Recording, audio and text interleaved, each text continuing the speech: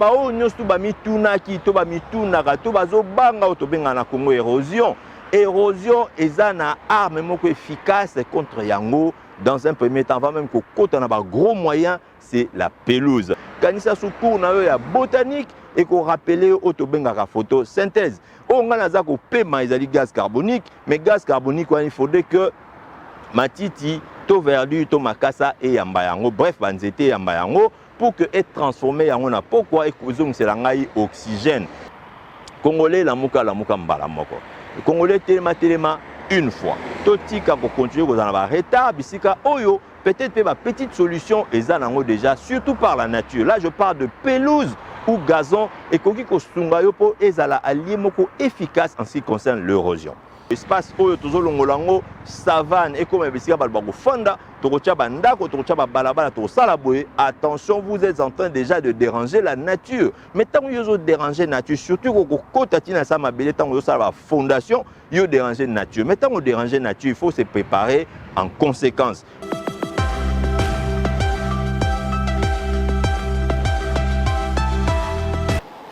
Ipanaye eratakate ata ukangaki misoko kamwa. Ah, Picard, métro Paris Kinshasa en direct. On est allé bongo tuna channel RTL normal. Ciao. Bonjour, bonsoir, c'est là dépend l'heure à laquelle vous nous captez chez vous. Nous sommes la chaîne Métro Paris Kinshasa. Métro Paris Kinshasa et voici aujourd'hui encore une fois dans votre émission Kobo. Kobo veut dire congolais, Kobo veut dire afro, Kobo veut dire afro-descendant, Kobo veut dire africain noir, Kobo veut dire moto moyindo, Kobo veut dire moto nasika. Voilà, aujourd'hui je suis encore une fois na katia mboka nanga, na katia commune nanga, na katia quartier nangai. Biso toza na biso na région parisienne, biso toza na banlieue, je suis à 15 minutes de Paris. Vraiment na sepelaki na tongo yo, to mekama ko solo la moke, ya solo été depuis un temps. Pezo beta masolo etali mapango etali ba terrain etali ndenge nini te na bongisa bisika na kofanda lobi lokola na komi kolemba pe poto lokola pe crise ekomi koya makasi pika na yebaka pe na kanisaka lolenge nini te na bongisa bisika ngai na uta nde masolo tozo beta mingi mikolo mais lelo na elibi no te mususu ekosunga biso toujours na même sens ezali pelouse ou gazon mon allié érosion. À tout de suite.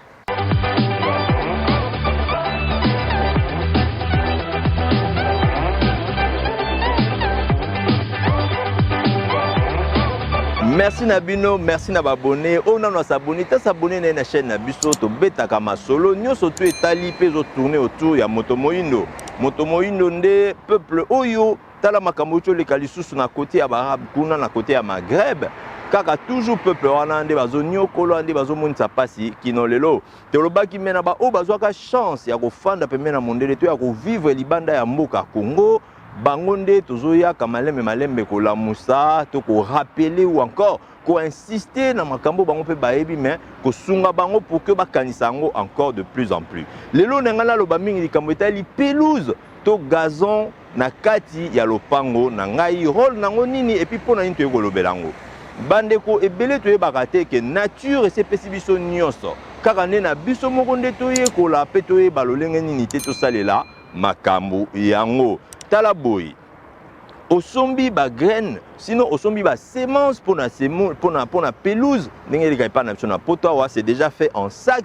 Osombi ba semence wana okamati yango oloni yango na kati ya lopango na yo oyebi osala yango te malembe to rape ko pesa makasi na mosala o ebele ba otia kate comme nango le jardinier mais oluki jardinier ye akoya aksaleli o pelouse na kati ya lopango.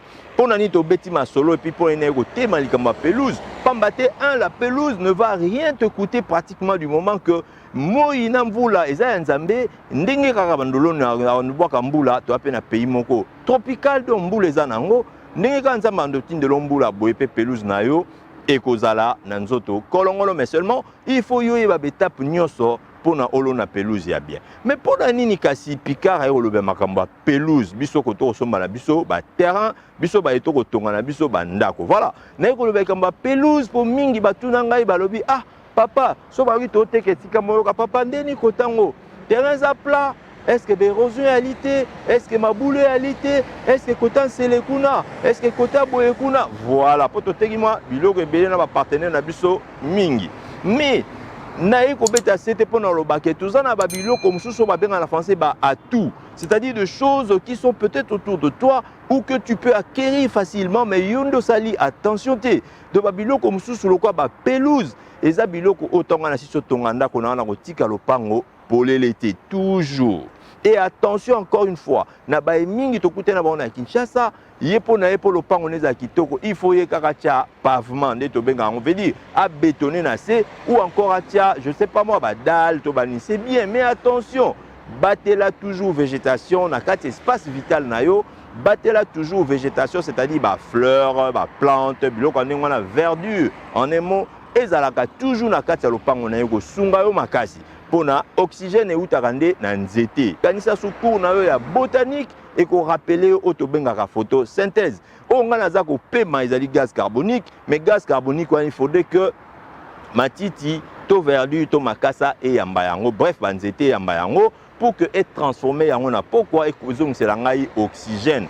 Boyendo moni biso na bamboka to fandi mondele tango azo dessiner espace moko songolo na bato nyonso bateka ba terrain, pensez à ça. Pensez à ça parce que mingi ba kosomba baza bato asi ba message na mentalité mosusu vraiment vous allez pas se sommi pour na kosomba bon si vous se retrouver vous n'avez même pas tenu compte de la nature de la verdure n'est pas si. Alors yango na ko yebisa moto na si jo tonganda ko nanga ya solo kasi na ko tiaka ka ba dalte na kata lopango na ko tiaka ba pavé te na ko bongsaka lopango nanga na lolenge ya mabanga te to ya ko tia neto ba pavement ou bien so ipo na ko tia je sais pas moi na créer ba aller wana pe to ya lobela moko mosusu lolenge ni te na aménager kati ya lopango nanga to espace na ngai résidentiel non. Il y a moyen de faire mieux et moins cher. Ndena ko conseiller na ba o nyonso ba mituna ki to ba mituna ka to bazo banga to benga na Congo érosion.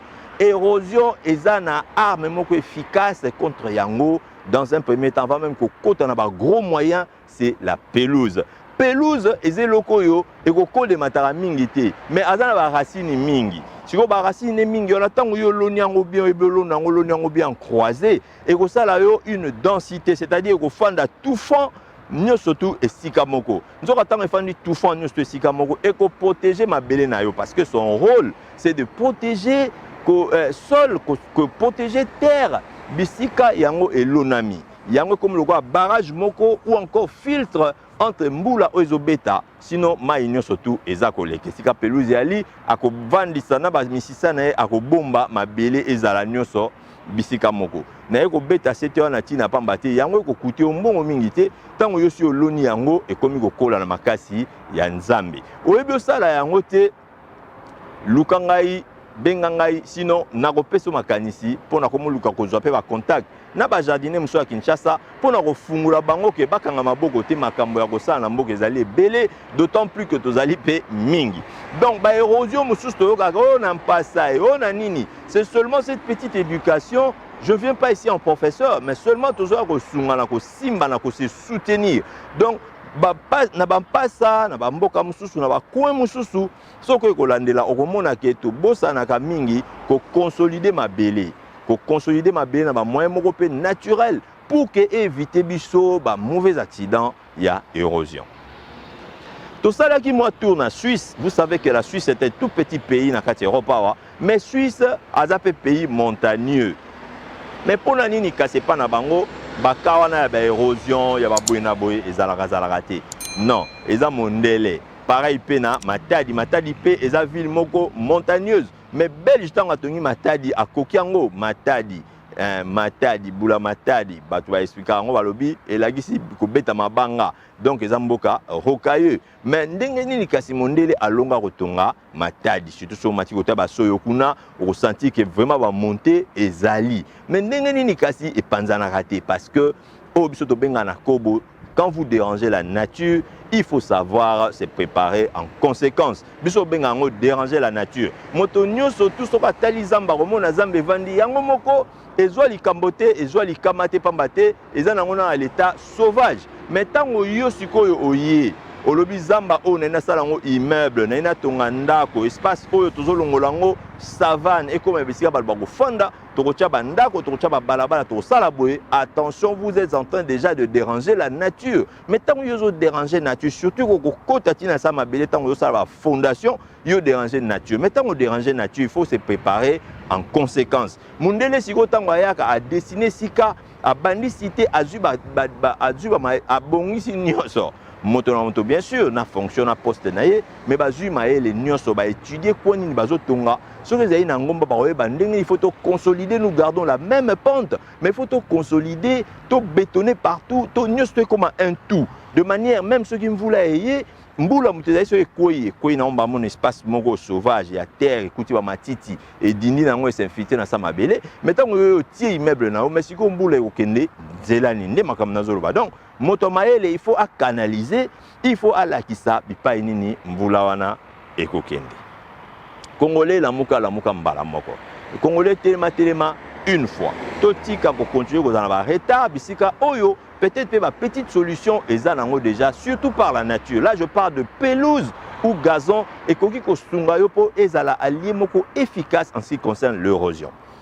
Et ngola ça fait que dans le pango na ngai même à tabisika na zali soki ali plat na nde tozo tonga na Kinshasa mais kasi soki la tenir compte te ya ko battre la verdure na kati ya lopango na ngai ya ko battre la mabele pa yo apinga na tonginda ko na ngai attention mbula kaka o ezota na ba toiture na ngai soki ngai na préparer ba gouttière pété attention pe mbula wana ikoki pe ko déranger lobi espace ngai na fandi surtout que soki ngai na sali attention te ya ko lonaka te ya ko tia de na kati ya lopango ezali ba pelouse o ezali gazon. Voilà place en photo à moi maele. Alors, pelouse to gazon, na Suisse to tambolaki, to zuba image pour Nabino. Momoni que Suisse est un pays moko montagneux, et en a Mongomba, surtout bato bazara côté frontière ba ebi, bobiso kenda pe kuna mingi. Alors, to profiter gimbalo to zuba ba image pour na bomona ndenge nini te tala arbre na Suisse, d'espace ya minene, kasi pona ni ezo pasukate, pona nini ezali ko bukana te. Et pour tes espaces à monene mais quand tu as la biomoni bato ba tongi banda ko na bango ba tongi ba résidence na bango donc ba vendre en toute autonomie baza na kwa na nde na bango ba na ba mai na nde na bango mais kasi bato o so tali pe bende to lo ba moni ba clôturer te parce que clôture est contractée na ozongela ngote mais seulement de na tali sibino awa que voilà tout autour na bango ba protéger ces territoires na bango ba protéger ba terre na bango ba protéger l'espace na bango kaka na pelouse motaloni pelouse na lopango na ye akokate kokuta na lobi na contretemps o ezali ke lopango ekoma koliama et si cet esprit ekoti mena na kati ya bato bazo gérer espace wana ekoti na kati ya population ekoti na kati ya tokoloba même ya monsieur le maire ou ya bourgmestre omoni ke malembe esika o babalaba ezaki zo pasoka te surtout que si c'est un espace vide et vous allez bien botia kutu ba pelouse eko protéger mabelewa. Mais na osala ndenge nini nayebi nde balona yango te nayebi nde basala yango te. Aujourd'hui YouTube eza média moko très puissant eko aider yo eko aider ngai eko aider yekuna eza moteur de recherche moko on va dire implacable mutu moko kana yango azali te incomparable okomona ke na kati kuna ko zo mateya ya mingi ko sunga yo na bisika oyebaki te soki te na malembe nyonso kende komona ba oyo yo balona ka banzete pembeni na yo bandeko oyo batekaka ba plante to benga bango kombo na ekoya kende komona bango bato voilà ba pépiniériste bato ba pépinière bato balona ka banzete mona bango bakoyebisa yo ndenge nini te bakotekela o pelouse bango bazala nango na ndenge moko ya kisasa omona ba nango en quantité pe yo se donner peine wana ya kolona soko sepelo sala ngo te obengi un jardinier akoya kotiela o yango na lopango ezana ba condition nango ebele faut koyeba pour que tango yo loni yango efanda mais attention avantage na yo na makamna zolo beali kaka que jamais mabele ya lopango na yo ebanda ko ruisseler ebanda ko glisser et na pesipe na ebisipe akotondisa pe lopango nyonso tout na dalle na pavement na béton non kosala bongo te pamba te nzoto ya moto na tolo bango na début ezo senga tango ye a dégager nde to inspira kasima to respirer to expirer biloko to ko benda tango tozo bimisa zo bima nango gaz carbonique CO2 mais na géographie na tango kala to na botanique to tanga déjà que na botanique je veux dire to tanga ki que oyo ngai na boaki loko eza CO2 il faut na za tout autour na ngai na système to bengaka ya photosynthèse ko permettre et récupérer CO2 nanga bongo si maison c'est ngai oxygène boyende mondele soka tongi quartier na ye toujours azo prévoir ba jardin azo prévoir verdure azo penser kolona banzete moi tant muke na ngana zwabino nde yangwana bandeko salaka tiaka kotonga pona kotonga te yeba ke tango yo kotonga bisika yo yo ko déranger nature mais tango déranger nature bonga makape na ba contretemps ou ba contre-attaque et ali que nature tanga no boaka mbula il faut luka mai wana ye so aboaki kitimba la moraya okuta boye obstacle commis c'est-à-dire ta maison mais ceux qui yo sikoyo obongisi te les alentours c'est compliqué yangwana biso na ba cité na so tozoteka tokoya ko expliquer kala mingi te ASL association syndicale libre lolenge nini te bato bafandi bisika mo bakoki ko s'organiser dans une forme d'association syndicale o babenga poto syndic et ko permettre bato na ba vivre na bango na kimia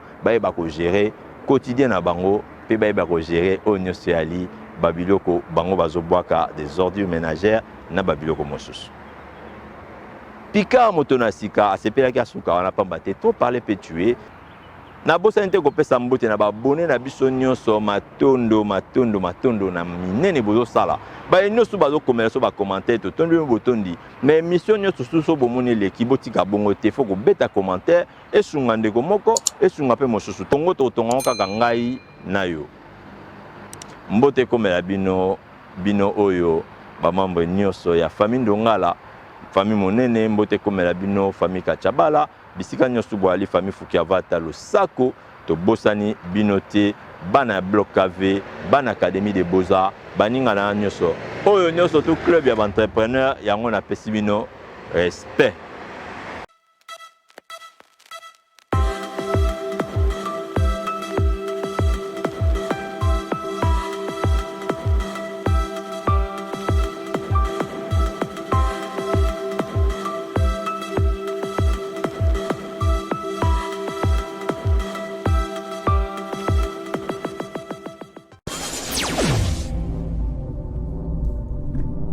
Métro Paris Kinshasa,